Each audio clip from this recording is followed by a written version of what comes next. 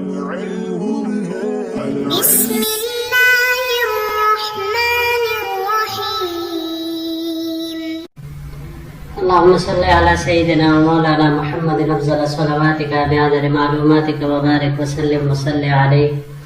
بسم الله الرحمن الرحیم. عزیز طلباء کرام، مختارات من ادب العرب سے بحمد اللہ تعالی آج ہمارا 56واں سبق ہے، اور جیسے کہ پچھلے درس سے القمیص الاحمر کا مضمون یہ شروع ہوا ہے، تو آج اس کا یہ دوسرا حصہ پیش خدمت ہے. تو بڑھتے ہیں اپنے سبق کی طرف. پچھلے درس میں ہم نے پڑھا کہ خلیفہ منصور ایک رات ایک مرتبہ بیت اللہ میں طواف کر رہا تھا کہ اس نے ایک شخص کی آواز سنی کہ جو اللہ سے شکوہ اور شکایت کر رہا تھا کہ زمین میں ظلم و فساد ظاہر ہو چکا ہے اور حق اور اہل حق کے درمیان طمع و حائل ہو چکی ہے. تو یہ بات سن کر منصور خلیفہ پریشان ہوا اور اس نے اس شخص کو ایک کاسٹ کے ذریعے سے بلایا اور اس سے پوچھا کہ بھائی آپ نے ایسی بات کی ہے کہ جس نے مجھے مریض کر دیا ہے، لہٰذا مجھے بتائیے کہ آپ کے اس بات کا مقصد کیا ہے؟ کیا ایسا ظلم اور فساد زمین پہ برپا ہوا ہے اور حق اور باطل کے درمیان طمع کا حائل ہونا، اس سے کیا مراد ہے آپ کی؟ تو اس نے اپنی جان کی امان طلب کرتے ہوئے ان سے پھر بات کی کہ مراد ان دونوں باتوں سے آپ ہی ہے، آپ کی ذات ہی ہے جو حق اور ظلم و فساد کے ظاہر ہونے کے درمیان حائل ہو چکا ہے. یہ سن کر اور طمع آپ کے اندر داخل ہو چکی ہے. خلیفہ منصور یہ سن کر غصہ بھی ہوا، حیران بھی ہوا کہ بھائی جب سب کچھ میرے اختیار میں ہے، میرے پاس ہے، میری ملکیت قدرت میں ہے، تو پھر میرے اندر طمع کا داخل ہونا یہ کیا معنی رکھتا ہے؟ تو اب اس سے یہ شخص جواب دے رہا ہے. قال وهل دخل احدا من الطمع ما دخلك. اس نے کہا کہ جو لالچ آپ کے اندر داخل ہوا ہے وہ کسی دوسرے کے اندر داخل نہیں ہوا ہے. ان اللہ استرعاك امر عباده واموالهم فاغفلت امورهم. اللہ تعالیٰ نے اپنے بندوں کے معاملات اور ان کے اموال کی نگہبانی آپ کو سونپ دی ہے، اور آپ ان کے معاملات سے نہ صرف غافل ہوئے ہیں، واہتممت بجمع اموالہم، بلکہ ان کے اموال اکٹھے کرنے کا تو بڑا اہتمام کیا. وجعلت بینک وبینہم حجابا من الجس والآجر وابوابا من الحدید وحراسا معہم السلاح. پھر اپنے اور ان کے درمیان چونے اور اینٹوں کا پردہ اور لوہے کے دروازے اور مسلح چوکیدار حائل کر دیے ہیں. ثم سحلت نفسك عنهم فيها، اور خود بھی ان سے اعراض کرتے ہو. وبعثت عمالك في جبايات الاموال وجمعها، اور نوکروں کو، اپنے عمالوں کو لوگوں کے مال جمع کرنے کے لیے بیچتے ہوں. وَأَمَرْتَ أَلَّا يَدْخُلَ عَلَيْكَ أَحَدٌ مِّنَ الرِّجَالِ إِلَّا فُلَانٌ وَفُلَانٌ نَفَرًا سَمَّيْتَهُ، اور آپ نے یہ بھی حکم دیا ہے کہ چند مخصوص لوگوں کے جن کے نام آپ نے متعین کیے ہیں ان کے سوا کوئی بھی آپ کے پاس نہ آئے. وَلَمْ تَأْمُرْ بِإِيصَالِ الْمَظْلُومِ وَلَا الْمَلْهُوفِ وَلَا الْجَائِعِ الْعَارِ إِلَيْكَ وَلَا أَحَدٌ إِلَّا وَلَهُ فِي هَذَا الْمَالِ حَقٌّ.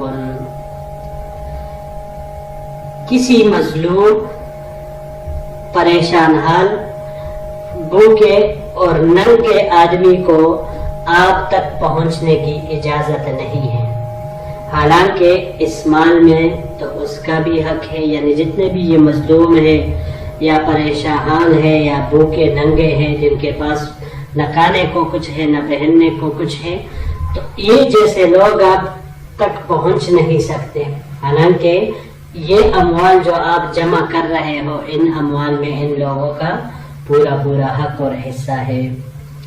جی یہاں پر یہ چند الفاظ ہے۔ پہلا استرعا کا، استرعا راعیہ سے ہے، یہاں پر یہ باب استفعال سے استعمال ہوا ہے، اور باب استفعال سے مصدر اس کا استرعاء، یہ رکھوالی کے لیے کہنے کے معنی میں آتا ہے، رکھوالی کے لیے کہنا یا چرواہے کو چرانے کے لیے کہنا، اس کے اوپر اس کو راعی بنانا۔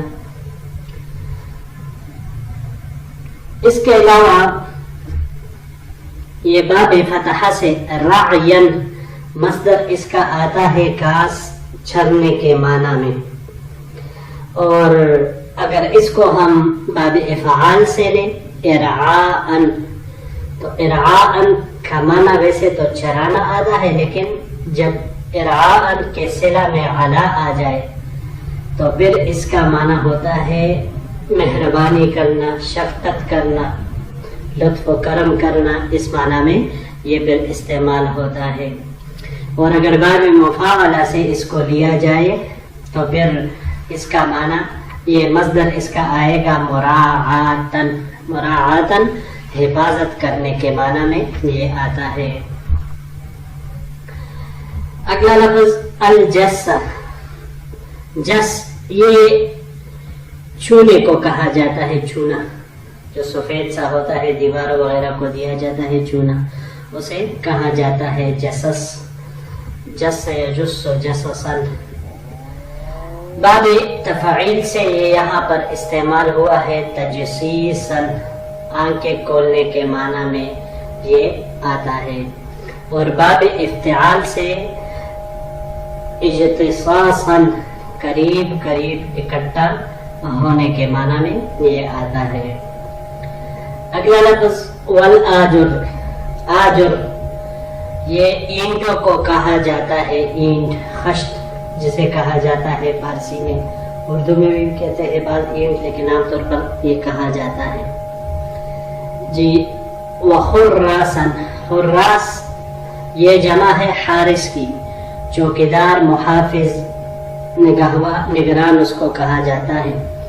باب ضربہ سے اس کا مصدر حرسن آتا ہے، اور یہی مصدر اس کا باب نصارہ سے بھی آتا ہے، حفاظت کرنے کے معنی میں۔ احرس یحرس احراسا باب افعال سے آتا ہے، یہ بھی حفاظت کرنے کے معنی میں استعمال ہوتا ہے۔ اس کے علاوہ تحرس یا تحرس، تحرسا باب تفاعل سے یہ بچ کر رہنے، محفوظ رہنے کے معنی میں یہ استعمال ہوتا ہے۔ ثم سحنتا،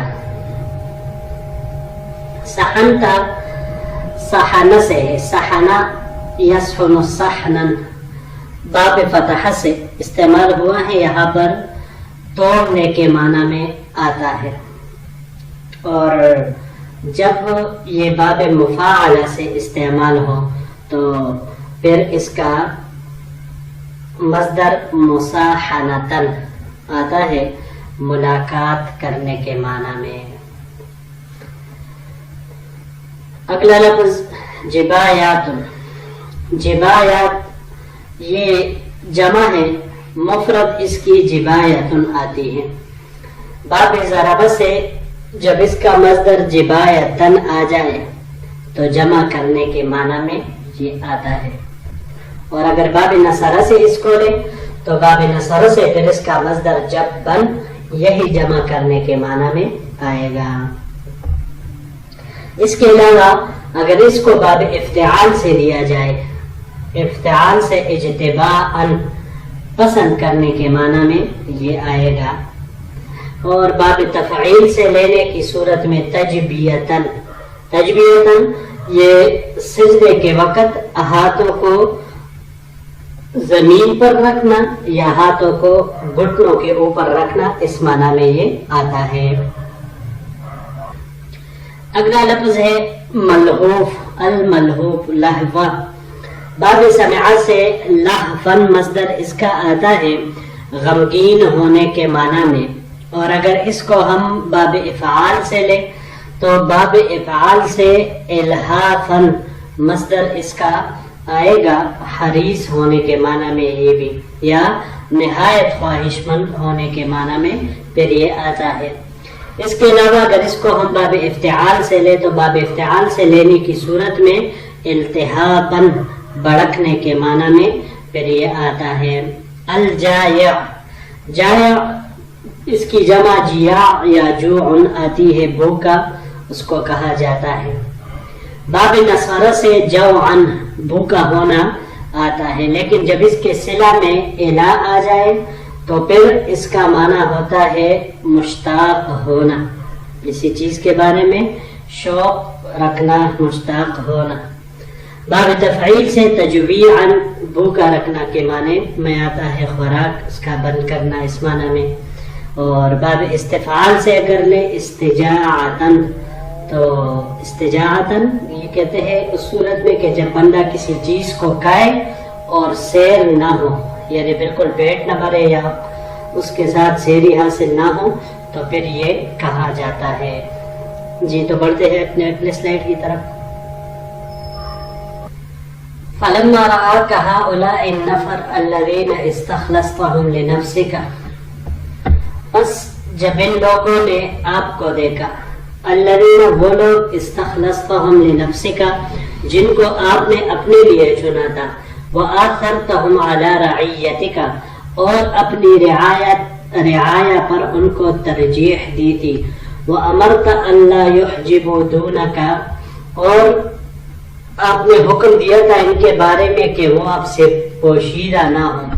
انہوں نے دیکھا تجبیر الاموال و تجمعها کہ آپ مال پر اونڈے منہ گرتے ہیں اور اس کو جمع کرتے ہیں۔ قالوا هذا قد خان اللہ فما لنا لا نخونه، تو انہوں نے آپس میں کہا کہ اس نے اللہ کے ساتھ خیانت کی ہے تو ہم کیوں نہ اس کے ساتھ خیانت کریں، یعنی ہم کیوں اس کے ساتھ خیانت نہیں کر سکتے۔ فَأْتَمِرُوا أَلَّا يَصِلْ إِلَيْكَ مِنْ عِلْمِ أَخْبَارِ النَّاسِ شَيْءٌ إِلَّا مَا أَرَادُوا، چنانچہ ان لوگوں نے آپس میں مشورہ کیا کہ آپ کے پاس لوگوں کے خبروں میں سے صرف وہی بات پہنچے گی جو وہ چاہیں گے۔ وَلَا يَخْرُجُ لَكَ عَامِلٌ إِلَّا خَوَّنُوهُ عِنْدَكَ، اور آپ کے پاس سے کوئی بھی عامل نہ نکلے مگر یہ کہ وہ لوگ اس عامل کو آپ کی نظر میں خائن بنا دیں۔ وَنَفَوْهُ حَتَّى تَسْقُطَ مَنْزِلَتَهُ عِنْدَكَ، اور اس کو ہٹا دیں گے تاکہ اس کا مرتبہ و منزلت تمہارے نزدیک گر جائے۔ یہاں پر یہ ایک ہی لفظ ہے اس سلائیڈ میں، فَأْتَمَرُوا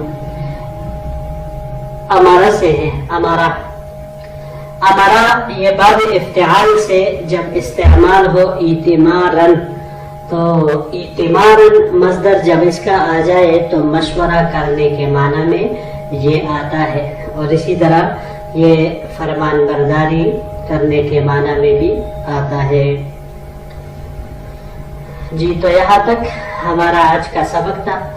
انشاءاللہ العزیز اگر زندگی رہی تو پھر اگلے درس کے ساتھ آپ کی خدمت میں انشاءاللہ العزیز حاضر ہوں گے۔ السلام علیکم ورحمۃ اللہ وبرکاتہ۔